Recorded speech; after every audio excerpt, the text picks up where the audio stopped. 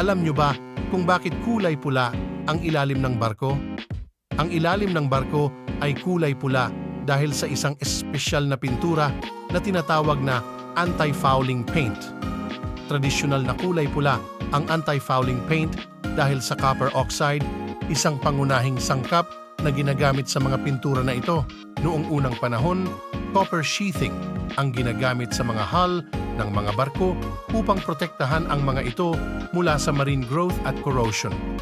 Ang copper ay nagdudulot ng berdeng kalawang, verdigris, ngunit sa ilalim ng tubig, ito ay nagmumukhang pula o tanso.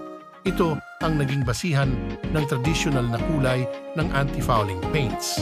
Corrosion resistance.